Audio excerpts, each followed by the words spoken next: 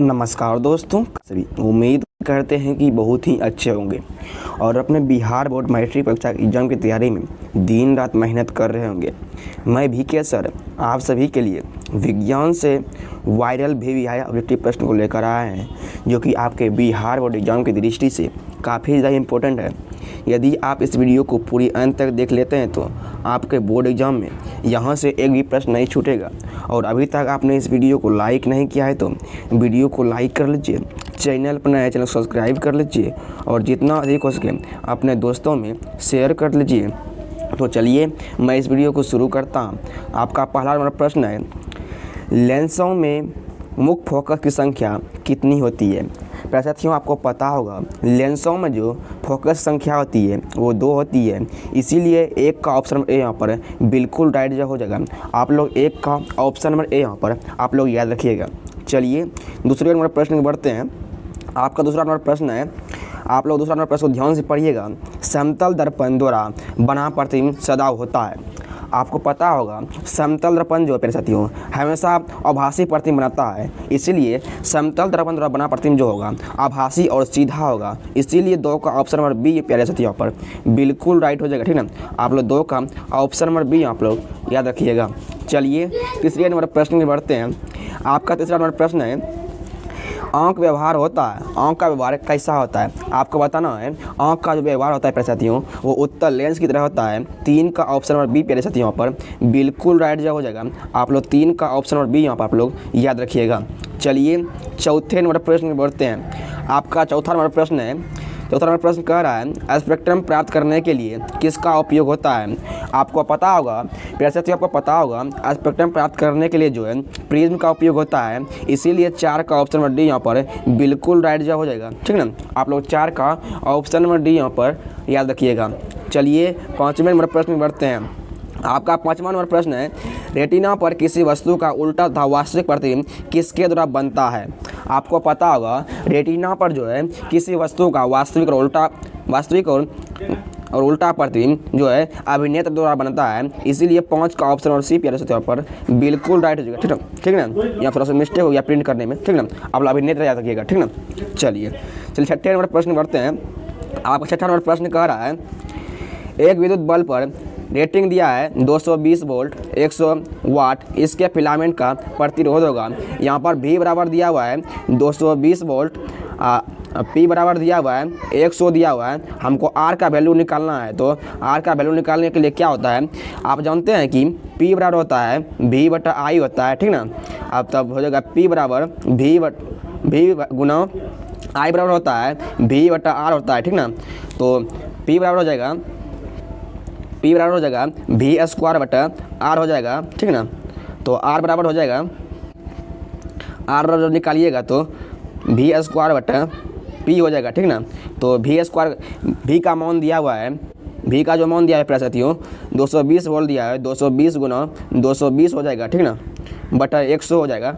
100 हो जाएगा तो 0 0 कैंसिल कटेगा, तो 22 गुना 22 बराबर 484 ओम होगा। ठीक ना, इसीलिए 6 का ऑप्शन सी से प्यारे साथियों यहाँ पर बिल्कुल राइट हो जाएगा। आप लोग 6 का ऑप्शन सी यहाँ पर आप लोग याद रखिएगा। चलिए 7वां नंबर प्रश्न करते हैं।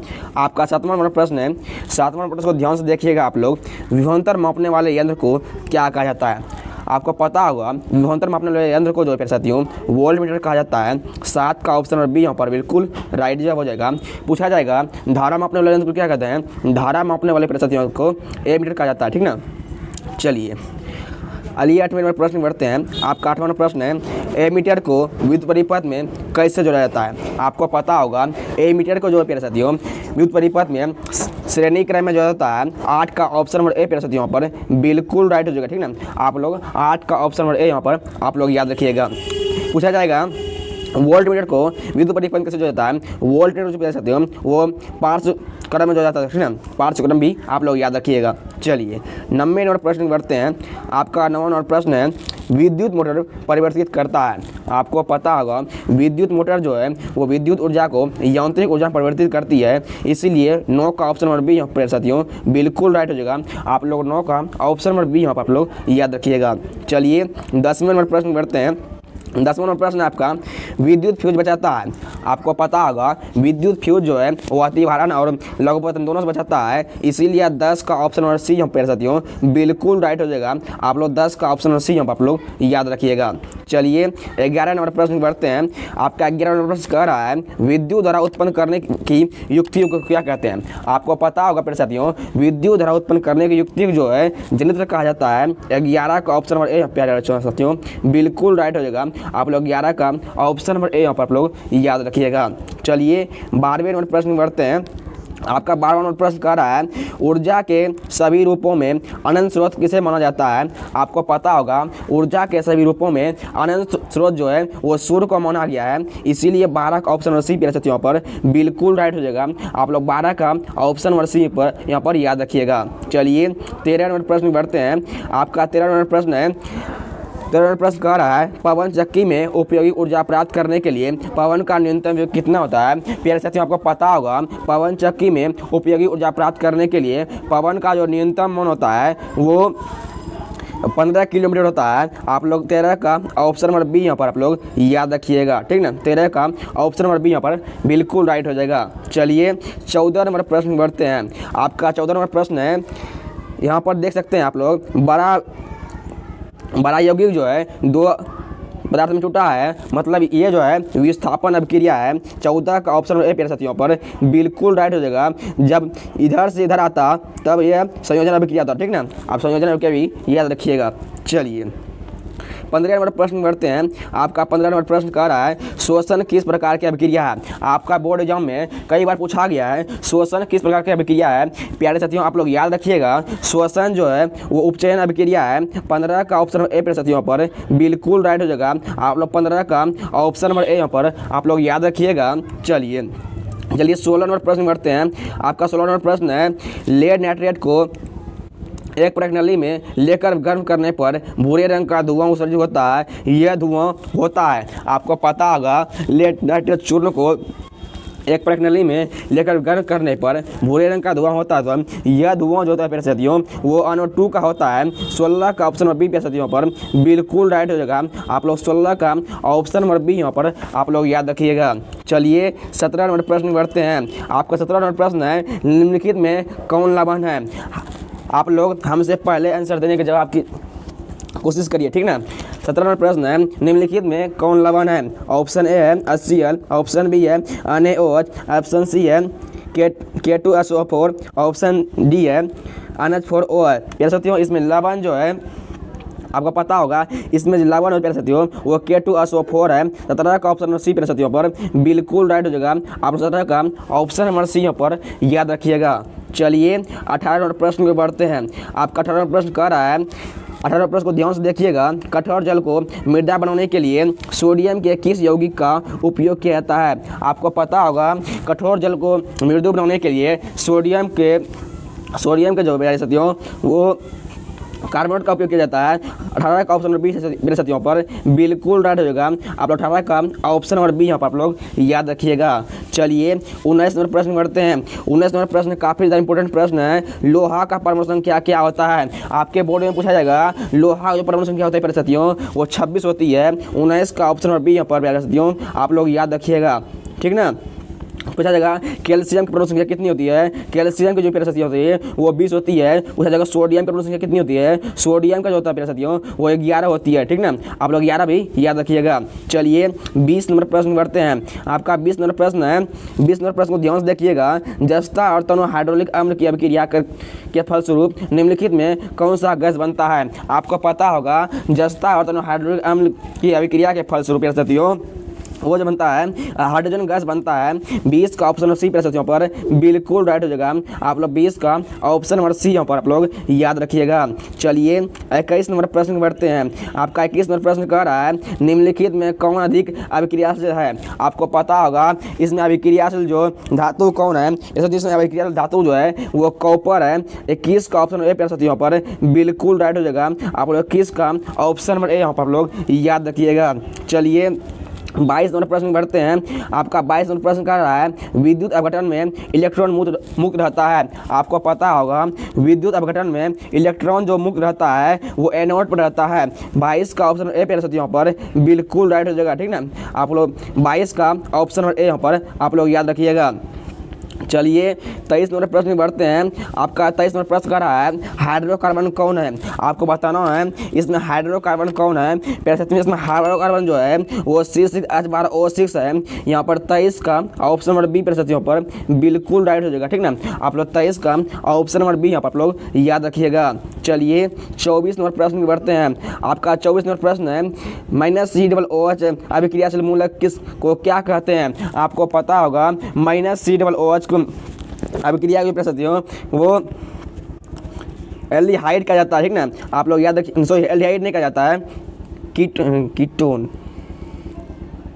कार्बोक्सिलिक अम्ल कहा जाता है, ठीक ना। आप लोग याद रखिएगा -COOH को जो प्रस्तुतियों कार्बोक्सिलिक अम्ल कहा जाता है। 24 का ऑप्शन नंबर सी प्रस्तुतियों पर बिल्कुल राइट हो जाएगा। आप लोग 24 का ऑप्शन नंबर सी यहाँ पर आप लोग याद रखिएगा। चलिए 25 नंबर प्रश्न बढ़ते हैं। आपका 25 नंबर प्रश्न है, आप लोग 25 नंबर प्रश्न ध्यान पढ़िएगा। आवर्त सारणी में किस वर्ग में ऊपर से नीचे आने पर तत्व के धात्विक गुण क्या होता है। आवर्त सारणी में परिस्थितियों वर्ग में ऊपर से नीचे होने पर क्या होता है परिस्थितियों धात्विक गुण जो परिस्थितियों वो बढ़ता है। 25 का ऑप्शन ए परिस्थितियों पर बिल्कुल राइट हो जाएगा। और 25 का ऑप्शन नंबर ए यहाँ पर आप लोग याद रखिएगा। और अभी तक आपने परिस्थितियों इस वीडियो को लाइक नहीं किया है तो वीडियो को लाइक कर लीजिए, चैनल पर नए चैनल सब्सक्राइब कर लीजिए और जितना अधिक हो सके अपने दोस्तों में शेयर कर दीजिए। और अपने तैयारी को बेहतर करने के लिए दोस्तों में शेयर कीजिए। और जितना भी मैं प्रश्न कराता हूँ आप लोग सारे प्रश्न को याद कर लीजिए ताकि आपके बोर्ड एग्जाम में एक भी प्रश्न नहीं छूटे। मैं जितना भी प्रश्न करता हूँ आपके बोर्ड एग्जाम के लिए काफ़ी ज़्यादा इंपॉर्टेंट है, तो आप लोग इस वीडियो को पूरी अंत तक देखिएगा साथियों। चलिए 26 नंबर प्रश्न में बढ़ते हैं। आपका 26 नंबर प्रश्न कर रहा है, 26 नंबर प्रश्न को देखिएगा आप लोग। आवर्त सारणी के प्रथम वर्ग के सदस्य होते हैं। आपको पता होगा साथियों आवर्त सारणी के प्रथम वर्ग सदस्य होते हैं वो क्षारीय धातु होते हैं। 26 का ऑप्शन बी साथियों पर बिल्कुल राइट हो जाएगा, ठीक ना। आप लोग 26 का ऑप्शन नंबर बी यहाँ पर याद रखिएगा। अक्रिय गैस जो होते हैं वो 18 तत्व होते हैं, ठीक ना। आप लोग याद रखिएगा। चलिए 27 नंबर प्रश्न करते हैं। आप 27 नंबर प्रश्न कर रहा है कृत्रिम रिक किन अवशिष्ट उत्पादों को रुधिर से अपवन द्वारा पृथक करता है। आपको पता होगा कृत्रिम रिक जो है कृत्रिम रिक परिस्थितियों वो नाइट्रोजन को अवशिष्ट उत्पादों को रुधिर से अपवन द्वारा पृथक करता है। इसीलिए 27 का ऑप्शन नंबर ए परिस्थितियों पर बिल्कुल राइट हो जाएगा। और 27 का ऑप्शन नंबर ए यहाँ पर लोग याद रखिएगा। चलिए 28 नंबर प्रश्न बढ़ते हैं। आपका 28 नंबर प्रश्न कर रहा है भोजन का पचना किस प्रकार का अभिक्रिया है। आपको पता होगा परिस्थितियों भोजन का पचना होता है वो उपजन अभिक्रिया होता है। 28 का ऑप्शन नंबर ए परिस्थितियों पर बिल्कुल राइट हो जाएगा। आप लोग 28 का ऑप्शन नंबर ए यहाँ पर आप लोग याद रखिएगा। चलिए 29 नंबर प्रश्न करते हैं। आप लोग 29 नंबर प्रश्न को देखिएगा। प्रकृति में ऑक्सीजन संतुलन कैसे बना रहता है। वैसे तो आपको पता होगा प्रकृति में जो है ऑक्सीजन संतुलन वो प्रकाश संश्लेषण द्वारा बना रहता है। इसलिए 29 का ऑप्शन नंबर बी परिस्थितियों पर बिल्कुल राइट हो जाएगा। आप लोग 29 का ऑप्शन नंबर बी यहाँ पर लोग याद रखिएगा। चलिए 30 नंबर प्रश्न बढ़ते हैं। आपका 30 नंबर प्रश्न है डेंगू उत्पन्न करने वाला मच्छर किस तरह के जल में रहता है। आपको पता होगा डेंगू उत्पन्न करने वाला मच्छर जो होता है वो साफ जल में रहता है। 30 का ऑप्शन नंबर ए परिस्थितियों पर बिल्कुल राइट हो जाएगा। पूछा जाएगा मलेरिया उत्पन्न करने वाले मच्छर किस तरह जल में रहता है, वो गंदा जल में रहता है, ठीक ना। आप लोग गंदा जल भी याद रखिएगा, ठीक ना। चलिए 31 नंबर प्रश्न करते हैं। आपका 31 नंबर प्रश्न है पादप हार्मोन का उदाहरण है। आपको बताना है इसमें पादप हार्मोन कौन है। इसमें पादप हार्मोन जो है वो ऑक्सीजन है। यहाँ पर 31 का ऑप्शन नंबर सी परिस्थितियों पर बिल्कुल राइट हो जाएगा, ठीक ना। चलिए 32 नंबर प्रश्न करते हैं। आपका 32 नंबर प्रश्न है निम्न में कौन सा हार्मोन कोशिका दीर्घन विभाजन में मदद करता है। आपको पता होगा परिस्थितियों ऑक्सीजन जिब्रेलिन साइटोकाइन जो है वो हार्मोन कोशिका दीर्घन विभाजन में मदद करता है। इसीलिए 32 का ऑप्शन नंबर डी परिस्थितियों पर बिल्कुल राइट हो जाएगा। आप लोग 32 का ऑप्शन नंबर डी यहाँ पर लोग याद रखिएगा। चलिए 33 नंबर प्रश्न बढ़ते हैं। आपको 33 नंबर प्रश्न कर रहा है तो तंत्रिका कोशिका क्या कहलाती है। आपको पता होगा तंत्रिका कोशिका जो परिस्थितियों वो न्यूरॉन कहलाती है। आप लोग 33 का ऑप्शन नंबर बी आप लोग याद रखिएगा। चलिए 34 नंबर प्रश्न पढ़ते हैं। आपका 34 नंबर प्रश्न है अंडाणु निषेचन होता है। आपको पता होगा अंडाणु निषेचन जो होता है वो फैलोपियन नलिका में होता है। 34 का ऑप्शन नंबर सी प्यारे साथियों यहाँ पर बिल्कुल राइट हो जाएगा। आप लोग 34 का ऑप्शन नंबर सी यहाँ पर आप लोग याद रखिएगा। और अभी तक आपने प्यारे साथियों इस वीडियो को लाइक नहीं किया है तो वीडियो को लाइक कर लीजिए, चैनल पर नए चैनल सब्सक्राइब कर लीजिए और जितना अधिक हो सके अपने दोस्तों में शेयर कर लीजिए, ठीक ना। चलिए 35 नंबर प्रश्न बढ़ते हैं। आपका 35 नंबर प्रश्न है मौनम मदा में जनतंत्र का भाग नहीं है। आपको बताना है इसमें मौनम मदा तंत्र में जनतंत्र का भाग कौन नहीं है। इसमें पहले साथियों शुक्रवाहिका जो है वो मौनम मदा तंत्र में भाग नहीं है। ऑप्शन नंबर सी पहले साथियों यहाँ पर बिल्कुल राइट हो जाएगा। आप लोग 35 का ऑप्शन नंबर पर सी याद रखिएगा। चलिए 36 नंबर प्रश्न बढ़ते हैं। आपका 36 नंबर प्रश्न है शुक्राणु बनता है। आपको पता होगा शुक्राणु जो बनता है वो विरेचन बनता है। 36 का ऑप्शन नंबर ए पहले साथियों यहाँ पर बिल्कुल राइट हो जाएगा। आप 36 का ऑप्शन नंबर ए यहाँ पर आप लोग याद रखिएगा। चलिए 37 नंबर प्रश्न बढ़ते हैं। आप 37 नंबर प्रश्न कह रहा है पुस्तक द ओरिजिन ऑफ स्पीसीज किसके द्वारा लिखा गया है। यह प्रश्न आपके बोर्ड एग्जाम में कई बार पूछा जाएगा पुस्तक द ओरिजिन ऑफ स्पीसीज किसके द्वारा लिखा गया है। आपको बताना है द ओरिजिन ऑफ स्पीसीज जो है वो चार्ल्स डार्विन द्वारा लिखा गया है। 37 का ऑप्शन नंबर पर बिल्कुल राइट रहेगा। आप लोग 37 का ऑप्शन नंबर सी यहाँ पर आप लोग याद रखिएगा। चलिए 38 नंबर प्रश्न बढ़ते हैं। आपका 38 नंबर प्रश्न है ओजोन परत पाई जाती है। आपको पता होगा ओजोन परत जो पाई जाती है वो स्ट्रेटोस्फीयर में पाई जाती है। 38 का प्रश्न ऑप्शन नंबर ए यहाँ पर बिल्कुल राइट हो जाएगा। आप लोग 38 का ऑप्शन नंबर ए यहाँ पर आप लोग याद रखिएगा। चलिए 39 नंबर प्रश्न बढ़ते हैं।